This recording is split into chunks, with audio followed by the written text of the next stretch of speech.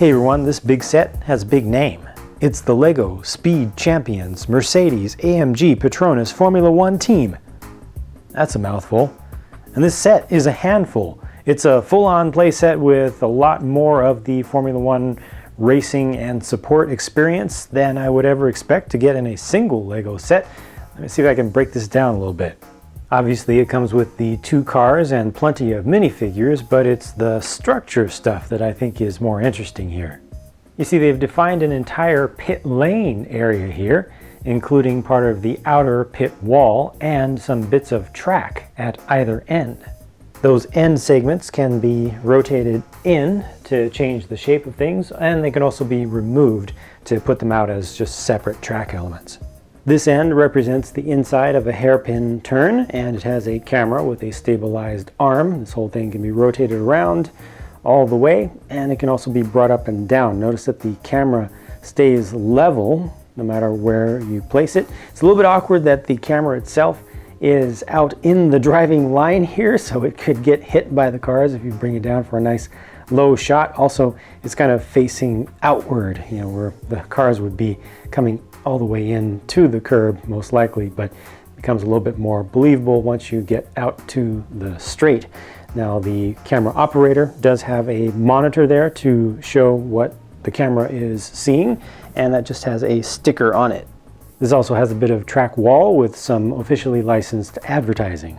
At the other end is a 90-degree turn with a Marshall stand, and that also has on the other side of it a clip to hold on to an emergency fire extinguisher that can be used by that track marshal. The middle section kind of combines a pit and garage at the same time. They have plenty of tools and a diagnostic computer on this side, a couple of air wrenches to use for actual pit stops. And on the other side, more tools as well as a tire tool and an alternate wing that can be used with one of the vehicles to change your downforce. The open garage can accommodate 1 car, and it can either sit on the rollers like it is now, or it can be moved farther back where this jack can be activated to lift it way too far up in the air. The driver, while waiting, gets to look at the 3 monitors up above, and there's also a maintenance cart over to the side with an old print on the front and then a sticker used on the display. For actual pit stops, they have a new simple jack build, and that does need to be taken out of the hand of a minifigure to actually properly use it, but it will lift the vehicle up, and that works around the back. I think it works a little bit better around the backs of these vehicles because it can just kind of hook under there and work more quickly. The back of the pit wall is a bit short, has just a single stand for this one team to sit up there and look at a couple of stickers that represent monitors that are showing from up above. Where the seat goes by default really puts the person up very close there, so you probably want to separate those out. And as is appropriate, the other side of the pit wall is the track itself, and they've got arrows showing the direction of travel, although the lights for staging and starting the race are not in the correct direction. You can turn those around when you build it yourself if you want, and they have just a little bit of extra branding for the Mercedes team. This podium stand has plenty of room for drivers as well as an interviewer or 2, and the trophy for this race is down below. This has an interesting feature in it where you can switch it between 2 modes. So this is clearly a post-race mode here, but there's a gear mechanism. I can rotate a knob on the back of this, and the top and the bottom flip around to show you some different coverage. Now this doesn't necessarily make sense given that the upper sticker is showing a parade lap or a safety car situation with all the cars going around slowly on track. Then down at the base they show you a live interview with a driver who doesn't have his helmet even on. So it doesn't entirely make sense, but one of those is showing what's actually going on at a given time.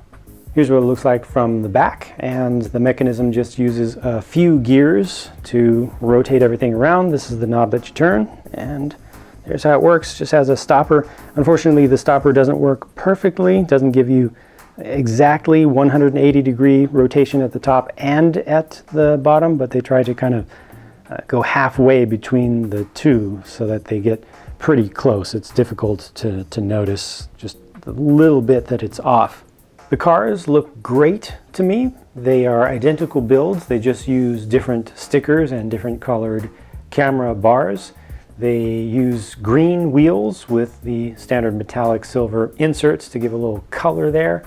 They've used all the most recent parts, including the quarter round tiles at the front to try to approximate some of the sleeker and more interesting and more complex shapes of today's aero. They've used panel pieces. They've even tried to approximate the multi-element rear wing setups, and there are diffusers there on the backs. Lots of turning vanes are emulated and attempted in various ways. It is a shame that you get to see the blue pins inside of the cockpits, but I think those could have been done with just the gray ones easily. Wouldn't have changed anything, would have looked much better. Plenty of room for the figures to fit into the cockpits, which is very unrealistic, but very good for us. And I think that's just well done. They keep it close and tight, but still make it reasonable for us to actually get figures in and out. These are not the most durable builds, but they're pretty good. They do have some parts that are a little bit easy to push off. You got a little bit of aero bit here on the top. It's just a 1x2 only secured with a single stud. These pieces underneath can kind of move around a little bit, but I think it's all important, and I really do appreciate the amount of effort that went into trying to get as much of the aero approximated in these things, because it's really difficult to work with small stuff in Legos, really small shapes, especially if you want to have any degree of durability, playability, and also the ability to build these things simply and easily according to just instructions. Of course, these do roll just fine. They use axles, solid axles going all the way through rather than axle pins or anything, which actually works out quite well with these rubber tires. You can set it up to have very little friction.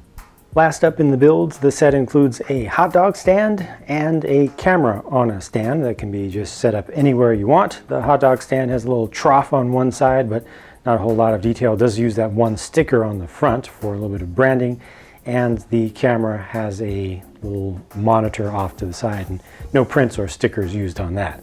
None of the figures in this set are officially named, but I'm going to go ahead and just name these left to right: Nico Rosberg, Lewis Hamilton, and Toto Wolff. It's just too obvious to me that that's what they were going for when they chose, well, the faces and the prints.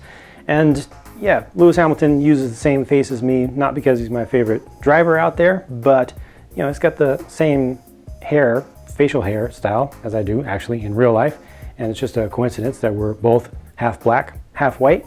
It all just fits. And I think Toto Wolff is pretty perfect. I mean, that looks exactly like him in Lego form, if you ask me. I like these prints that they used all throughout. These are really well done. Some of the better ones, really fine detailing, and they look exceptionally good. They also include extra headgear pieces for the drivers, so they don't always have to have their helmets on when they're not racing. 2 pit crew members are included, as well as 1 track worker or marshal. And once again, I think they've done very nicely with the prints, including the print for the stop sign lollipop paddle there. And 2 of these figures actually have alternate faces as well.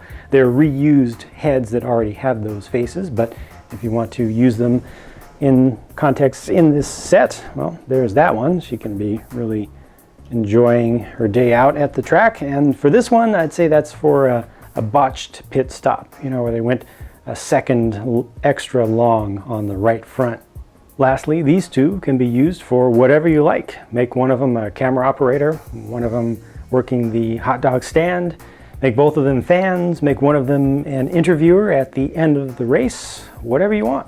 There's a lot going on with this set, and I think they've been very reverent to the source material. It makes total sense that the flagship set of the theme for this season would be dedicated to the world champions in the pinnacle of motorsport itself. Overall, I feel like this is pretty well done. It feels to me like it was designed by someone who's an actual fan of motorsport and possibly Formula One itself, or at least someone who did their research.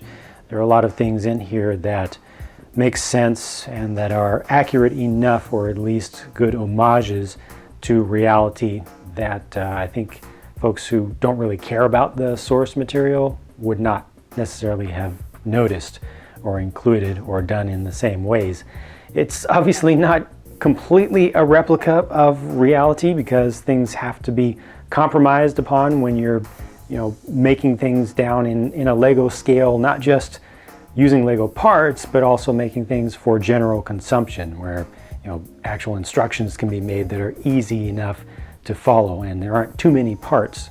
I feel I've said plenty about this set though, and now it's time for me to turn it over to you for you to share what you think about what you've seen here. Let me know your thoughts in general and what you think is done particularly well or particularly poorly.